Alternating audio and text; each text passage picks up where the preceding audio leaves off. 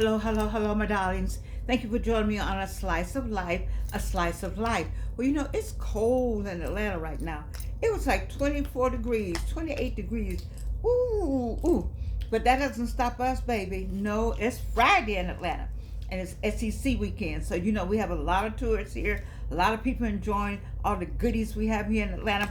But we are here because we are super aging. We're getting older without getting old. Oh, my, my, my. It's Friday in Atlanta. It's so much that goes on here. I can't keep up with it. I cannot keep up with it. We used to have a paper called Creative Loafing. I don't know where they are, but maybe they're online. You can just find it, the list. What to do in Atlanta. It's so much to do in Atlanta. I love it. But let me tell you why we're here today. I'm so excited. I mean, I know it's cold outside. You see, I have on I got this from Constance Booth. She has a shop called Madam Butterfly TOO. And this is my second year wearing it, and I needed it today. Well, let's talk about what got me so excited about super aging. Watering your garden. Oh, watering your garden. Let me tell you how to have a great garden. Wait now, you're gonna get me. You know how I am. So it says to maintain a healthy garden.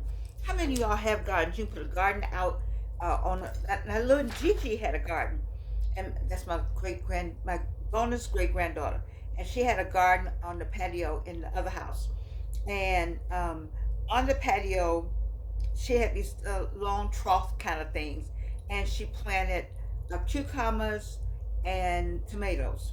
And I'm saying we all can have a garden. We all need to have a garden. But to have a garden, you must have how you gonna have a healthy garden. Her garden was healthy. She talked to it like my plants are beautiful. I don't have but three, but I talk to them and I keep them going, and I think that all helps with the healthy garden. So let's talk about this healthy garden. I'm getting there. I'm getting there. All right. So you focus on proper watering. You have to. Some gardens you can put the water spouts there and time them, or they time themselves, and water drops according to the need of the dirt, and they could some kind of way technology you can feel all that without a warm body being there. Like me, I use essential water that we have left over. Sometimes people don't drink all the water. If people don't drink all the water around the house, I gather up all the essential bottles and I use them to water my garden, my plants. And you must have regular weeding.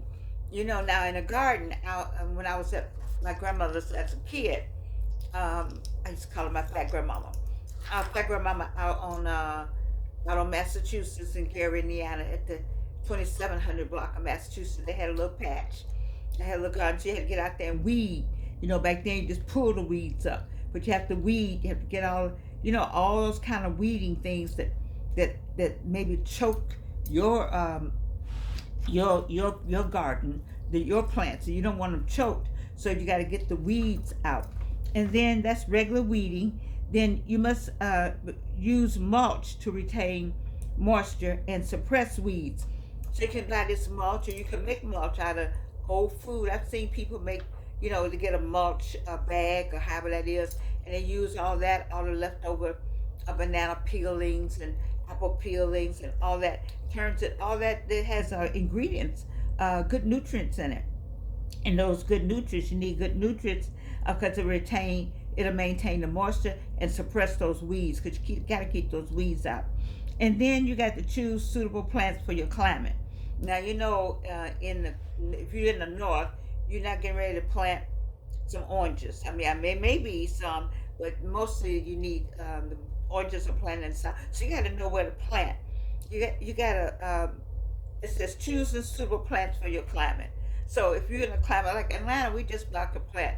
I think about anything here, because we have 4 seasons, but the longer season is, of course, hot and warm, and the shorter season is winter. Yay!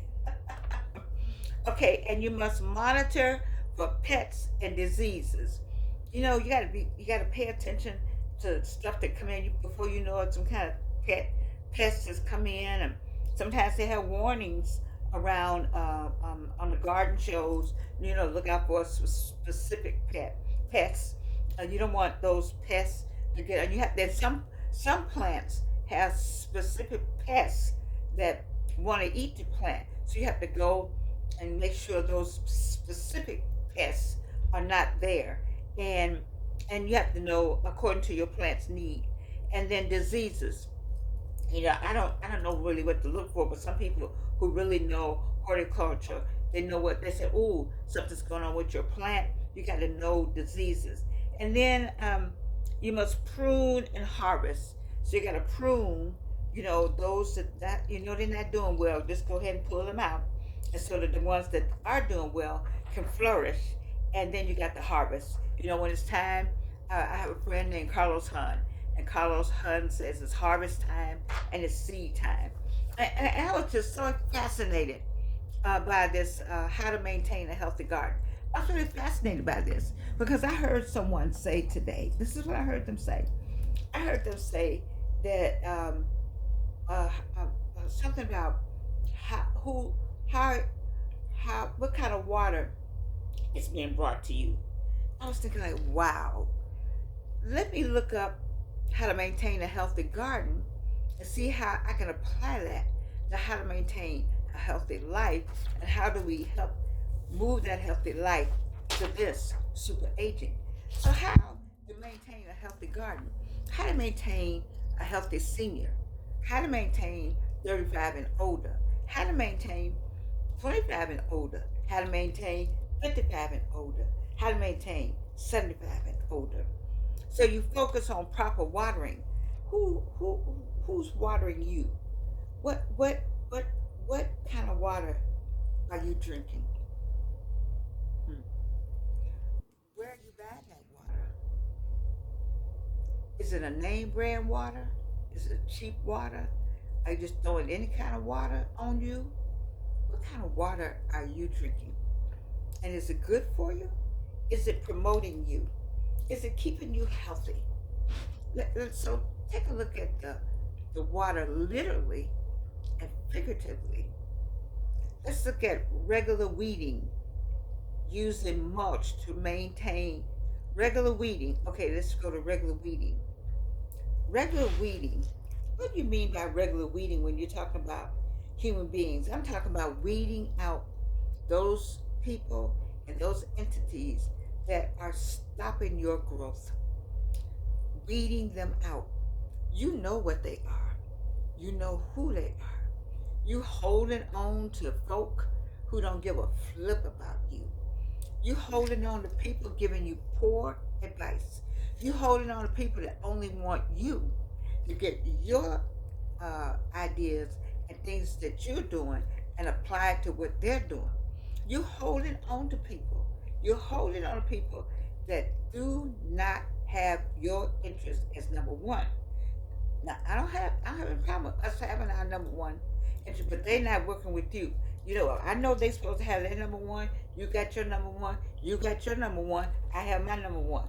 I have my number one interest. But when we come together to collaborate, then we're supposed to be one interest. But sometimes it's not that. It's not that at all. And so you got to weed out some people. You got to weed out. You've been holding on to that sister and that brother, meaning girlfriend, spouse, boyfriend, person, because you don't want to be by yourself for Christmas. Really? I don't want to be by myself for the holidays. Really? So you rather be in a bad relationship. Some relationships not going anywhere.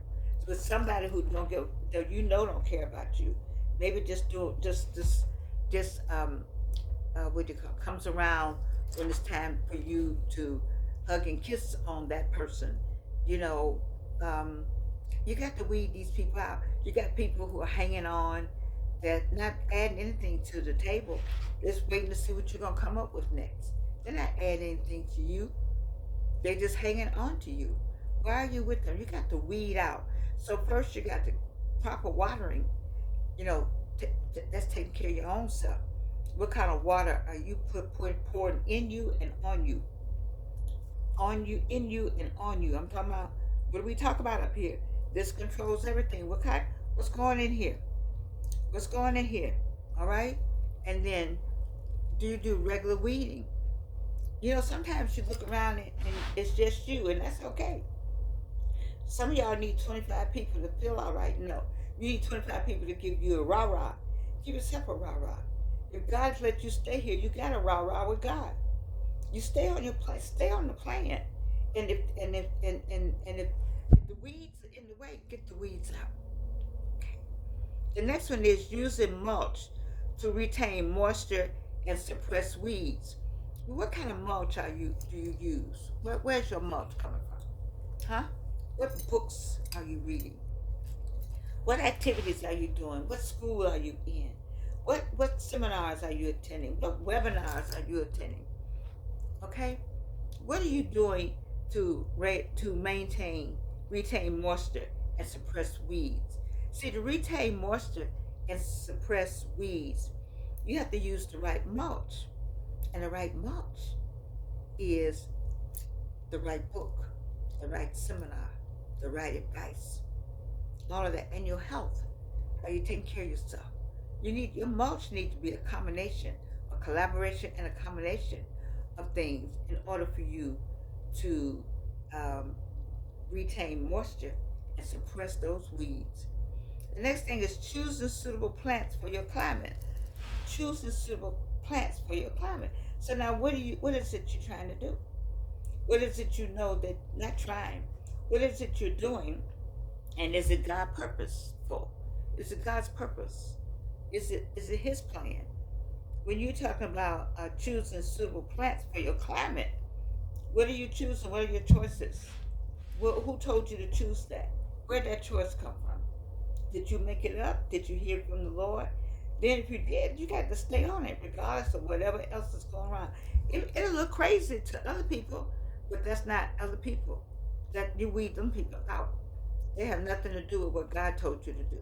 And so, in your choosing, let's go with fertilizing. So we talked about. Let me go back. Choosing suitable plants for your climate, and be careful of your choices.